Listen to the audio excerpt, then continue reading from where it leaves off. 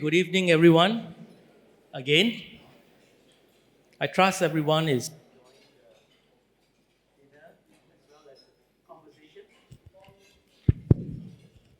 I trust everyone is enjoying your dinner and good conversation all round. Now we have come to the highlight of tonight's event. So apart from the distinguished fellowship, the first highlight, the second highlight is this one, which is a dialogue with our senior minister. Now I'm mindful of time, so I'm going to set the format. In the format I'll explain to you is that I will be carrying on the dialogue. I will be asking a series of questions to Senior Minister. And these questions are basically centered around three broad areas which I have in mind. And that is on geopolitical things. And then the second issue is on climate change. As you know, I am an environmental economist, and so I will be interested to ask questions on the environment. And the third one has to do, I think everyone will be interested, which is domestic issues. So we start out with the external environment and then move on finally with the Singapore local environment, okay? Now, after the dialogue, when I finish conversing, I will then open it to the floor for a few of you to ask questions. Again, I'm mindful of time, so please, we all keep our questions short and targeted, all right? So let's begin. Senior Minister, again, thank you very much for spending time with us and coming to this event. And I want to start off with the first question, which is, as you know, you look at the Liberation Day of Trump, mainly the tariffs, right? That was actually in April this year. And we have seen major shifts and departures from what we are used to see as past norms. So as an economist, we like to ask the question, is comparative advantage dead in view of all the trade protectionism and so on? And how does that impact international growth? Please. Well, first of all, Euston, thank you very much for inviting me and also for honoring me with a Distinguished Fellow Award. You have now given me a high reputation to live up to. I shall try my best. On Liberation Day and international trade, I don't think comparative advantage is dead. America has decided that they want to take a more narrow, bilateral, transactional view of international trade. Other countries still have a framework of the WTO, imperfect in many ways, but enabling quite extensive and quite free trade amongst them. And I think many countries want to preserve as much of that as possible. We will have to see whether that's possible, because when you have one of the biggest economies in the world taking a radically different approach and really not just withdrawing from, but expressing its disapproval of the WTO system, that will have repercussions, and we will have to see how the eventual situation shakes out. But one thing I have learned in government is that you can fail to follow an economic principle, but you cannot repeal an economic law. Whether you follow it or not, the economic law exists. That's just the way the world works. That's just the way human societies work. And if you don't follow it, well, you may have your reasons, and you want to override it and do something different. But market forces, incentives for people to act in certain ways in their own interest, for countries to act in their own interest, are very powerful and very difficult to just chop off. You close here, it pops up somewhere else. You close there, it pops up somewhere else again. You think you've achieved an objective, something else happens and you're chasing your tail. So I think that we are certainly, from an economic point of view, worse off now than before the 2nd of April, globally. But it's yet to be seen how things will turn out. So I'm glad you mentioned that, well, you said that comparative advantage is still on, but it is evolving. I think it's evolving. And what do you think what is the new framework on the global economy? And what can we do in Singapore too? I suppose the best framework is the world temporarily -1. Meaning the framework mostly remains. America, it still has to do business with the world. You still need rare earths. You still need all sorts of things from the other countries. But, well, for the time being, you wish the rules were different and you're trying your best to change it. Temporarily, meaning maybe at some point they can come back and participate again in a more open and constructive way. But that's the best possible scenario. It may or may not happen. Meanwhile, what can countries do? Well, you can make friends with like-minded partners within a region like ASEAN, within a broader area like the Regional Economic, RCEP, Regional Comprehensive Economic Partnership, or with economies which complement each other and have a broader range like the CPTPP. And I think we can also work together on the WTO framework, like-minded countries, how to make the WTO work without being paralyzed by consensus gridlock, which has been one of the big problems, whether or not the Americans are part of the party. And to be able to participate and have enough of a consensus of countries to say we move ahead. Not everybody is along, and some countries are not comfortable. Well, that's all right. The rest of us, let's move ahead. And we've got some progress on that in a few modest areas, and I hope that more of that can be done. We should try and make the multilateral framework less bad rather than write it off. I think however much we like economic principles to apply and how much we worship economics actually, but we are limited by geopolitical constraints as always. So these are a reminder to us that that we have to work within the political constraints as well, not just focusing on economic efficiency. But this suggests that we need a lot of diversification, all right, in terms of diversifying out of our reliance to the usual sources like for the US and so on. There are lots of markets which are unexplored at this point in time, and I think this gives us an opportunity to look at all these markets. We should do that. You should diversify within the region. You should diversify to fresh markets. Latin America, we have talked about, hasn't gone very far with us yet. The African continent is a very diverse continent. It's 50 plus countries, but some of them are promising. And we should explore all these new opportunities. Precisely. So anyway, I mean, this impact of tariffs, could it be temporary, meaning that as long as Trump is in office, when he goes out... No, I do not believe that. I do not believe that. It will not remain like this, but it will not go back to the status quo ante. In trade policy, in economic policy, once you make a move, you can't take it back. There are consequences. When you first put in the tariffs, everybody complains. The people who need steel say, why is the steel so expensive? The people who need chips, who make chips say, why can't I sell to China? Why can't I import my chips from Taiwan? Whatever. But once you have put in the tariffs, and once new players come who depend on the tariffs and need the tariff protection, and you say, I'm taking the tariffs away, we're going back to where we were, it's politically not possible. And all politically not possible because the businesses with vested interests will complain. Politically not possible because then you will be attacked and say, you know, your predecessor did this to protect us. Why are you unilaterally giving away a chip? You must bargain for something. Which is what happened when Biden took over from Trump #1. Trump 1 put in tariffs against China. Biden didn't take them away. In fact, he tightened the screws on China more.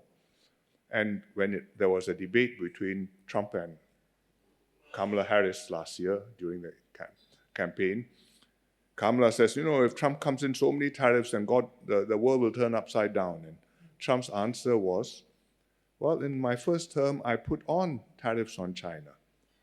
It's now 3.5 years into Biden. The tariffs are still there. How's that? There was no answer. Well, anyways, I think Singapore is not so badly affected yet. Well, the Chinese have a saying, 50步笑100步. The person who retreated 50 steps from the battle laughs at the person who retreated 100 steps, and you're worse off than me. But actually, we have a free trade agreement with the US. It's a zero. We have imports from the US, 0% tariff. Now the US has decided that Singapore has 10% tariffs like everybody else, and we console ourselves that that's the best rate, and we hope that we stay there. I suppose if you treat the world as the way it is, and ask, could it be worse? It could be worse. But is it better than we were before? I am more skeptical. Okay. All right. I think there's a lot to be said on tariffs and so on. I want to move on to this another related concept to the external environment, which is the subject of global warming. Global warming and climate change has always challenged us meaning mankind. And in fact, right now, it's even worse because we have all this deglobalization, trade, all this protectionism, non-global cooperation, where we need global cooperation for something as widely and broadly, and the whole world must be involved, but we are not having it. So we are retreating. So a few countries have managed to get together and they say, let's try to do something. But I don't think that's enough. Do you agree? Well, first of all, global warming is an inherently very difficult problem to solve. If you just look at it from an economic perspective, you would call it a global commons problem, meaning it's a resource which we all share, which we all benefit from, but which we are not personally paying for. And you therefore need to solve it by coming together in order to do it collectively. But when you do it collectively, there's always the risk of somebody opting out and saying, sorry, you carry on, I will just free ride on your hard work and your sacrifices and your belt tightening. And that's called a free rider problem. And whether or not one big country opts out from the Paris Agreement, we have the risk of a free rider problem. What do we do about it? Well, in principle, even if one country opts out, the other countries should do the sensible things.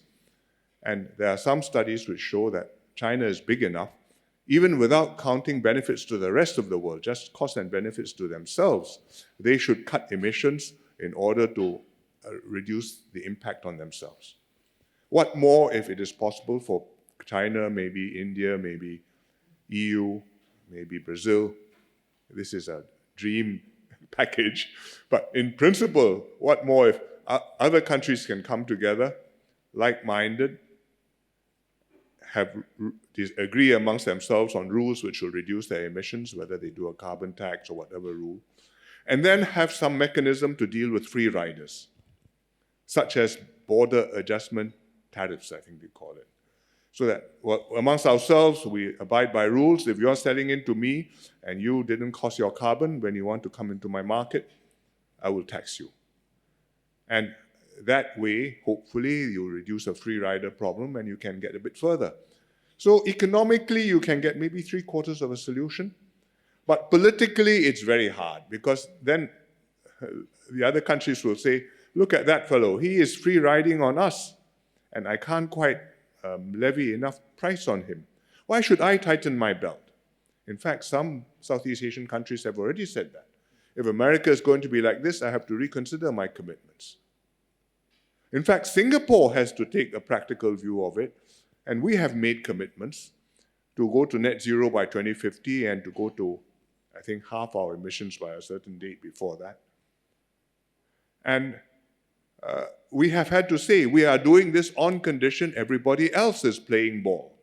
But if other people are not playing ball, then it does not make sense for us to stop breathing in order not to generate CO2.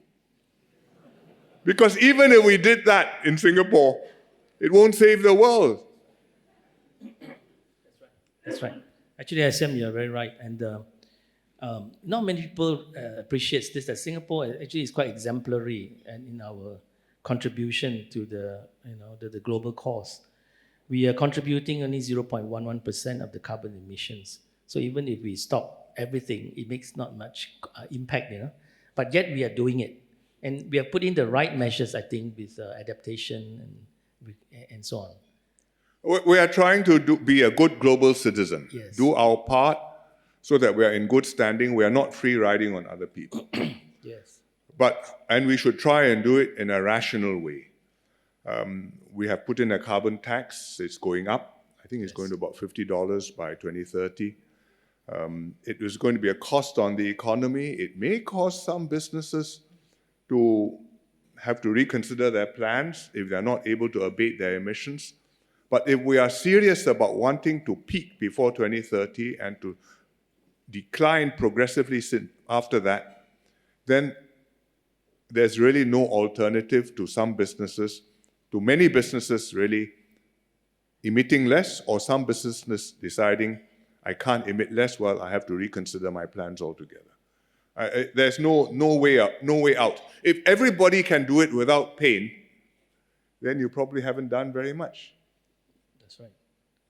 The other thing is that we have recently discovered geothermal energy source. And this time it's possibly deep enough and with the right temperature. So it might be a game changer. Well, I hope so. But our electricity consumption electric production is about 10 gigawatts. And if we are lucky, if we work very hard, you can get 50 megawatts out of the ground. So it's helpful, but I think we need to work harder. Okay, I mean, these are really tough issues for us. But let's move on to, I think, a topic which probably everyone is eagerly waiting for SM at least to discuss some of these local issues, domestic issues. So we have a room full of economists.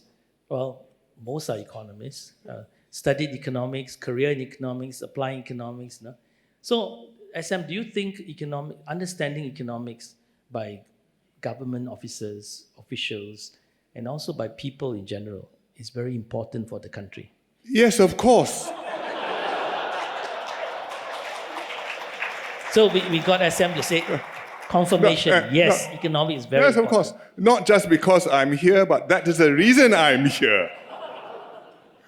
It is not the only perspective on the world, but if you don't understand that, you're going to have a lot of misunderstandings which are going to cause you a lot of problems. Mm-hmm. In the government, many of the ministries must understand the economic forces at work and consequences of what they are doing.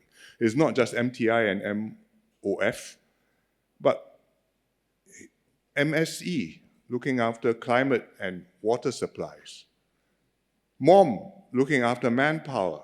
MND, looking after land planning, housing. Ministry of Health. All of the ministries actually ought to have inside them somewhere in their thinking inner core an element of economic input so that they can understand the economic forces at work, what are the incentives they have to deal with, what are the externalities of their policies, how they can use market forces and harness these incentives rather than disregarding the market forces and say, you just stop doing that and think that that solves the problem. Mm.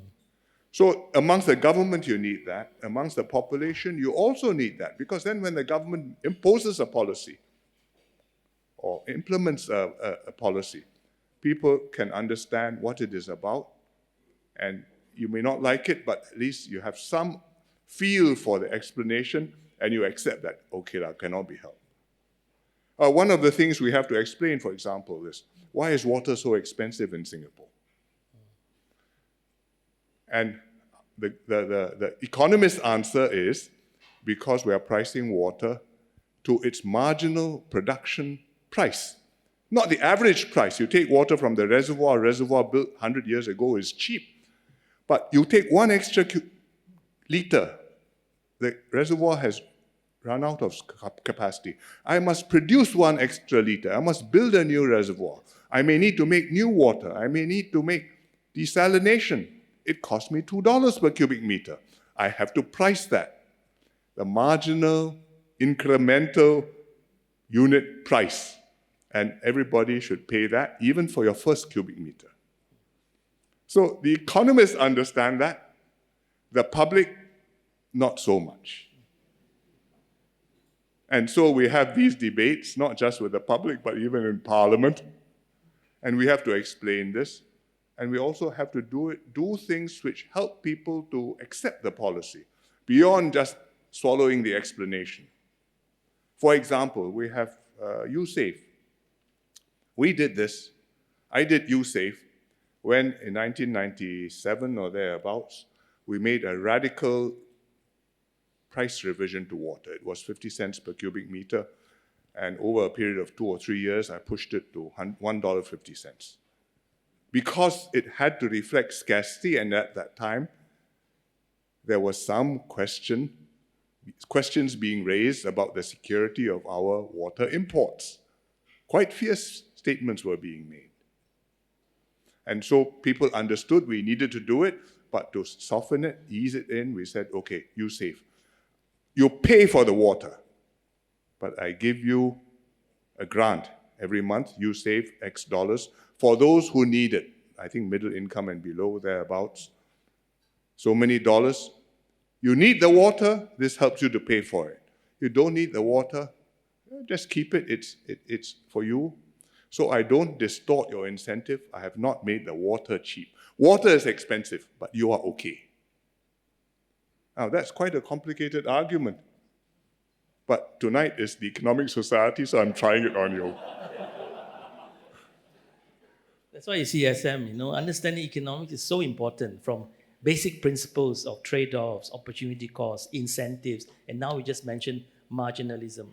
If we had not done this, we could not have done new water or desalination, because actually that is what it is costing us to make the additional supplies, and if people are not paying that amount for what they are consuming, those projects would not have been economic. Precisely. Anyway, SM, I want to pick up on the earlier point when you mentioned market principles. I mean, if we look at government policies, decisions over the past decades and so on, much has relied on, guided by the best of market principles, and we teach that to our students as well. The beauty of the market. But there are instances where you need state intervention, where market outcomes may not coincide with social objectives. So can you elucidate, at least tell us some of the examples where you think that the market sort of fell short and you need the intervention? Well, the big ones, health, education, housing, where we have intervened in massive ways, and yet we have tried to continue to use market forces in order not to completely remove the incentives for efficiency and for doing better.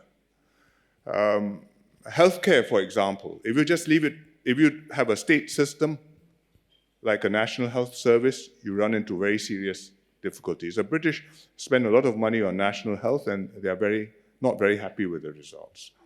If you leave it completely to the private sector, which nobody quite does, but the Americans do it quite a lot, the market doesn't work very well. Health economics is a massive subject, and normal markets fail in so many ways that you end up paying a lot of money and not getting good health care. So somewhere, not just in between the two, somehow you have to structure a system with enough state intervention to prevent the private sector from running off on its own, and yet enough costing and pricing in order to encourage efficient running of our hospitals and clinics, and at the same time, the users, the patients, the population, not overusing the healthcare because it's free at point of use. And I think that we have a balance which works not badly now, although this is a continuing challenge because healthcare costs, technology and costs keep on moving year by year. And from time to time, we have problems, for example, with our IP plans right now, which is, to a very large extent, free at point of use, and that is causing market failure. So it's not that insurance companies are profiteering at you, it's that you make a system, the costs get out of control, you raise the prices, costs rise further, everybody is unhappy. And taking it away also makes people not so happy because they've already paid, and I may get sick tomorrow. And yet you have to do something about it. But when you invite the health minister, he can tell you more. I think I said, let's pick a little bit more about something related to it on markets and so on. Let's talk about the COE. I mean, there have been a lot of calls, from what I hear, that there are deserving cases why some category of people who apply for car ownership to be treated more kindly, to have less, to pay less for the COE, such as families. So what do you think? Should we have There are many good arguments like that. That is the trouble. There are so many good arguments like that it becomes very difficult for the government to design a system which takes into account how many kids you have, how young they are, whether you've got somebody disabled in the family, whether you have an old folk, whether your job requires you to go place to place delivering supplies, meeting customers, or whether you are driving to a place at work very far away, no bus, I need a car. I think if you want to design a scheme which worries about all those things, it will fail. So let me just give you a bit of perspective and explain to you where we stand. What is it this is about? It's about allocation of a scarce resource trying to use economic principles. Okay? Allocating a scarce resource using economic principles. What is a scarce resource? In the first instance, road space, using the roads. But the COE is a proxy for the road space. So we are also rationing the COE, certain numbers, and then you have to allocate them. How do you allocate them? And the answer is, we would like to distribute them in a fair, efficient way. And that means I set a price, people come to buy it, and then those who bought it get full value. Those who didn't buy it don't feel that they missed out on a windfall. What does that mean? I must price it fair market value. Fair market value, which is also, economists will say, the market clearing price. Okay? I put the price, people come to buy, turns out I got 100 COEs, 100 buyers, just nice. If I got 100 COEs, 101 buyers, I put up the price a little bit, 99 buyers, I bring down the price a little bit. How do I do that? Well, I need a price discovery mechanism. Now, those of you in the finance business will know what is price discovery. When companies issue shares or bonds, you go around, you make the market, you make an estimate, well, that's where the market roughly is. What is our price discovery mechanism? It is the COE tender system. And every 2 weeks you can read it, just like you read the 4D results in the newspapers every weekend. Sometimes it goes up, sometimes it goes down. When it goes up a bit more than people would like to see, you get many requests to say, how about we change the system and make it not go up so much? And one of the things which they say is, how about pay as you bid? Because right now, you just submit a bid, and then everybody pays just the lowest successful bid. So maybe people are being reckless. But actually, if you look at how we are making our COE tenders work now, in fact, we are almost pay as you bid. Why do I say that? Because previously, when we started off, you name your number, you seal your envelope, you submit your envelope, it's a tender, it's closed.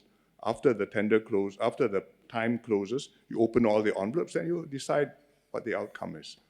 But now, because it's online, even as people are submitting their bids, we show you what the price is at that moment, clearing price, moment by moment until the bid closes. So if you go, I haven't done this, but if you go, I've seen the charts. Normally, it's open for 10 days or something.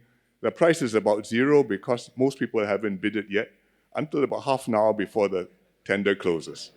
Then the real money comes in. It comes up, price rises, and everybody can see where everybody else is. And by about 5 to 10 minutes before the bids close, more or less everybody has put their bids in.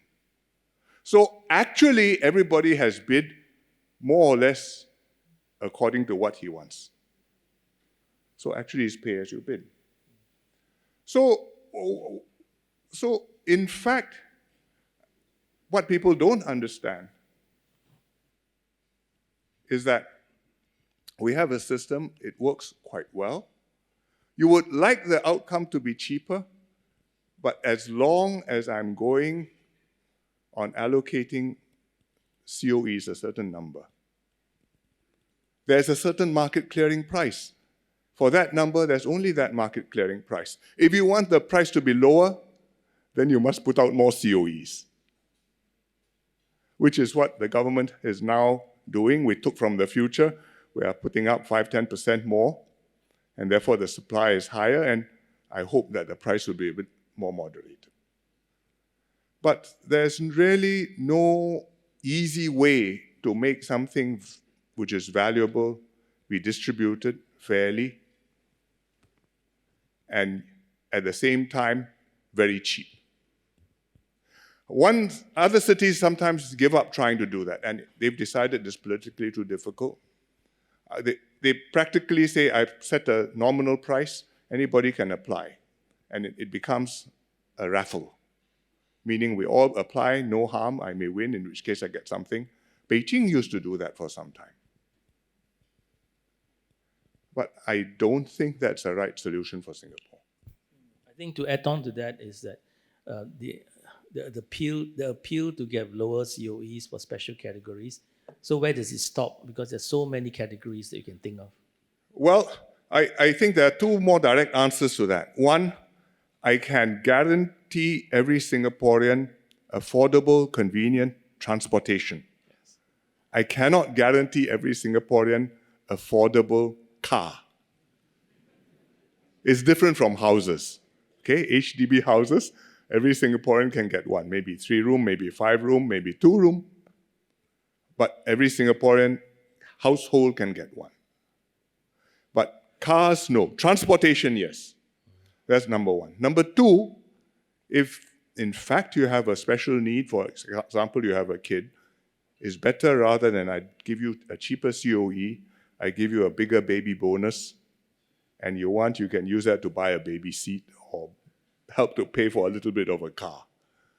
And directly help the group you need to help in cash, rather than make complicated schemes, which then end up with all kinds of contradictions and wrong incentives. SM, let's change topic from transport cars to maybe the cost of doing business. Rental rates. People have been hearing that SMEs, they're asking for help in the rental rates market. Should the government intervene? Well, I think we have to watch the market. We have to watch whether it's competitive, whether there's collusive cartel behavior. And if there is, then we have to intervene to break that up. But generally speaking, rentals in Singapore, they are not low because I think Singapore is a small place and there's a limited supply. And if you go across a causeway or across the Singapore Straits, of course, it's much cheaper. But the rentals adjust to the market, not as fast as we would like because they have a period. You sign a lease, it's 2 years or 3 years.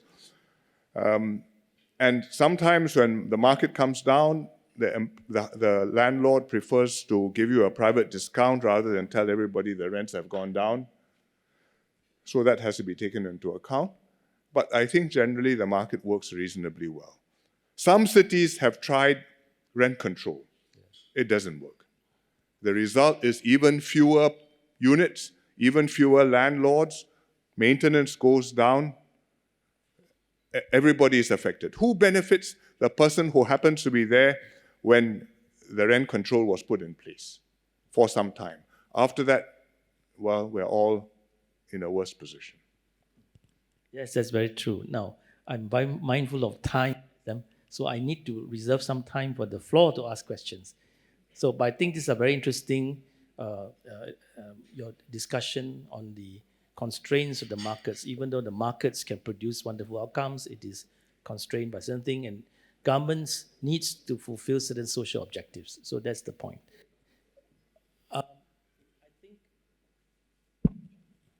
I think we just have enough time for a few questions. Otherwise, we will go on and continue on to talk about more and more things. So let me have a show of hands. I would like to maybe put 2 or 3 questions together. Please state your name, your affiliation, and keep the questions targeted. No long comments, please. So I have one question here. The lady, and then someone at the back. Okay, so can you just ask the question, then followed by the lady and then one at the back? Maybe you can take 3 questions at a go. Yes, please. Mike. Can we pass the mic to... Hi. Hello. Dr. Phua Kai Hong from Lee Kuan Yew School. Can I just ask this question? 25 years ago, you actually mentioned at the National Day speech that we'll kick the can down the road, That's because of healthcare. And healthcare has a big problem now here in Singapore with the aging of the population and so on. And so with what's your comment about the distribution of healthcare of 80% to 20% now is going to 90% public healthcare because of the problems in the private healthcare right now? Okay, so one is on healthcare costs and so on. This gentleman, Dr. Prakash in front.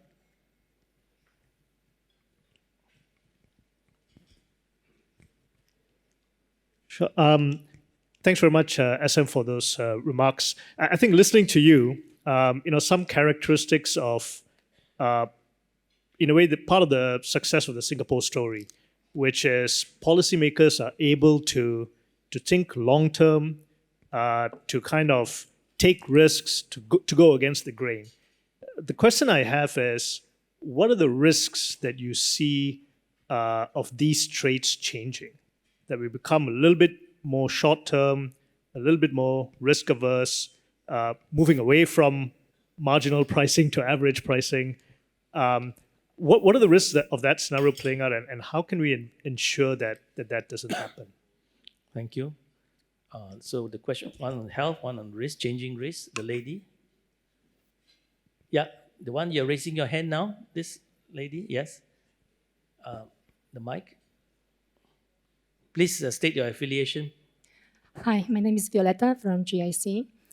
Thank you, Senior Minister. I would like to ask about generative AI. I was wondering what are your thoughts on what the key skills are for the future generations of Singaporeans in the light of this transformative technology in order to kind of stay competitive and resilient in the many decades to come. Thank you. Do you want to take 3 or 1 Yeah, more? I'll take them. Okay, so SM wants all the 3. Okay, first question on healthcare. I don't remember saying that we should kick any cans down the road. Or maybe I misheard you. But if we kick cans down the road, usually we meet them later on and they become more difficult to handle.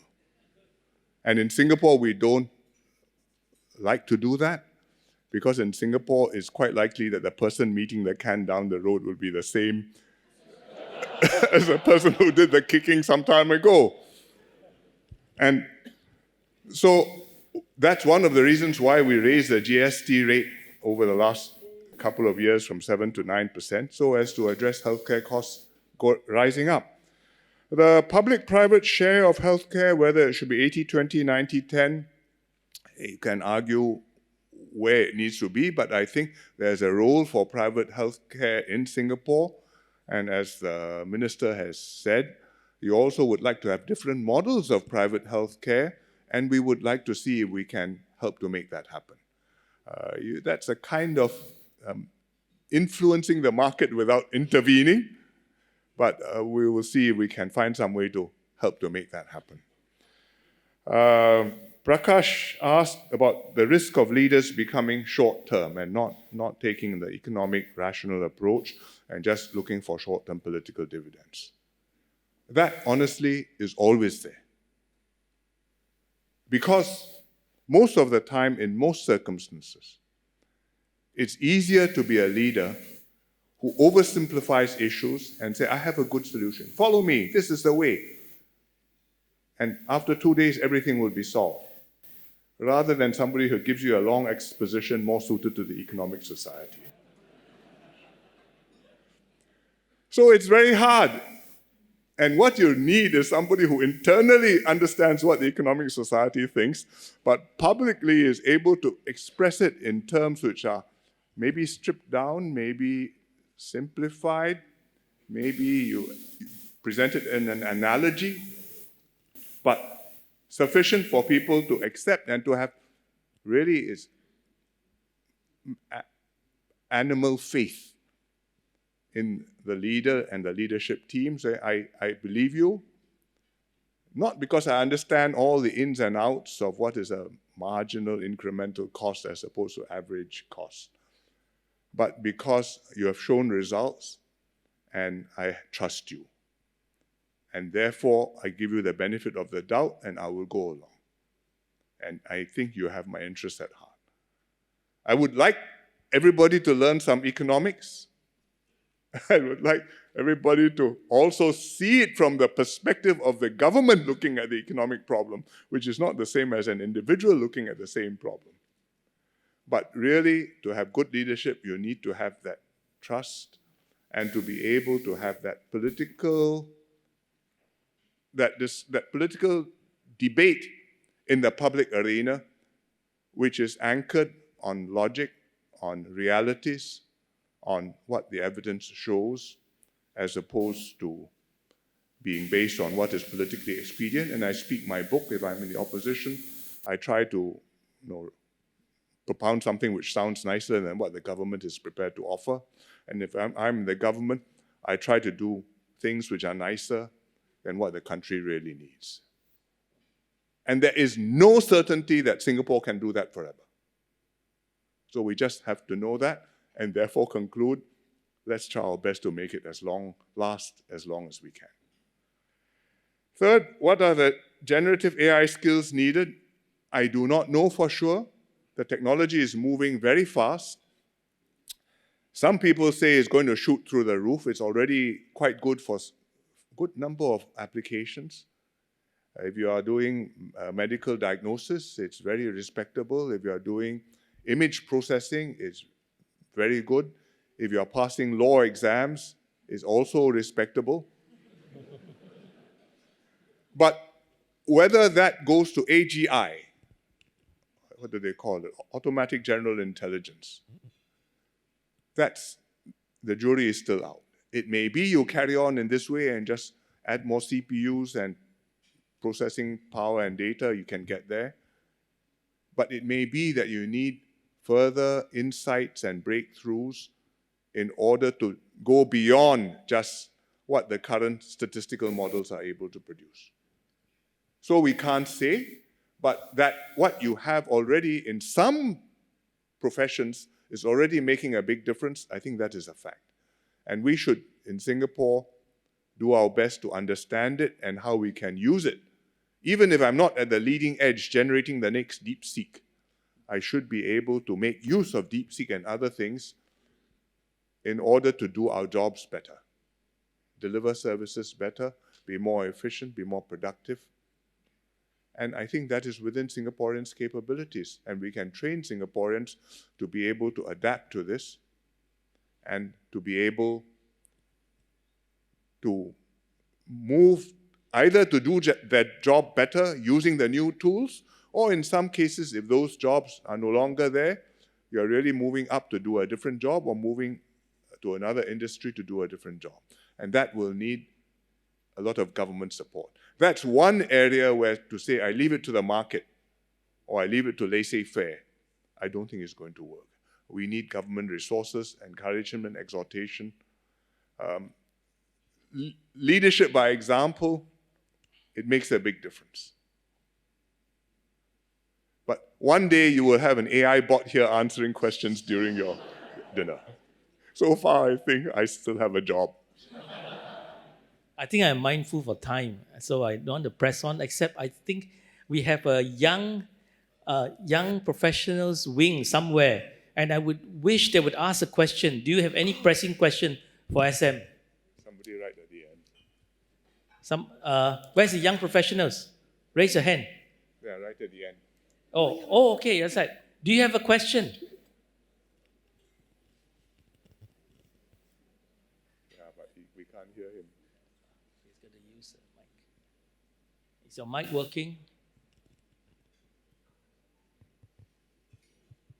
Okay, just change the mic then.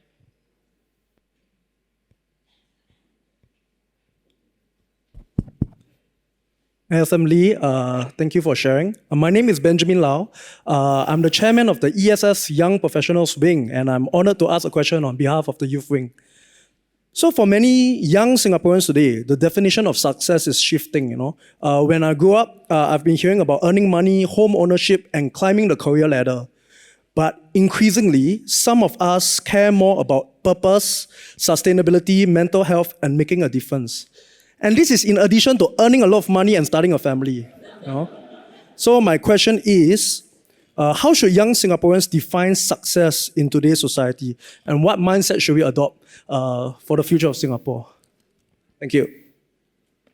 I think it's for the young Singaporeans to define what they would like success to mean. If you're born with all the advantages which your parents' generation didn't have. I mean, if you're 35 years old, 35 years ago was, well, the internet existed, but social media didn't. AI certainly had not made the breakthroughs yet. And it was a completely different world. The cadence was different. In 35 years, our standard of living has gone up in Singapore, probably, I would say, 50, 70%, or at least 50%.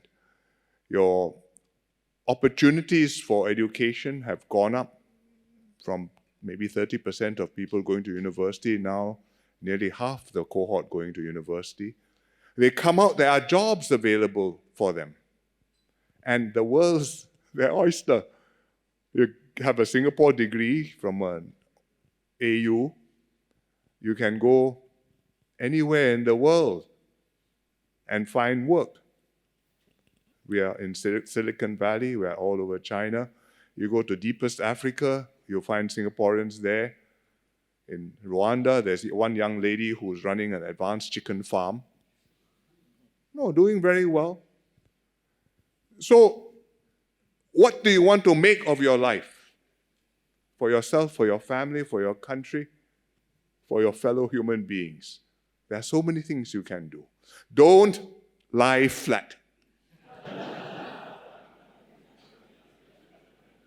It is such a waste that your parents will be disappointed in you is neither here nor there. You ought to be, if you lie flat, after a while, I hope you're ashamed of yourself.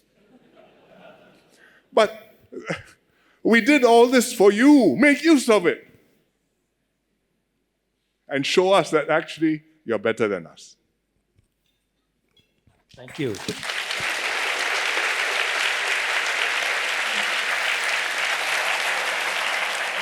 So, don't you think that economics is such an exciting discipline? Even our current Prime Minister is an economist, right? So, I mean, like the youth wing, I would say that you should live, breathe, and think everything economics. So with that, I think let us all thank SM Lee for spending time with us in this dialogue.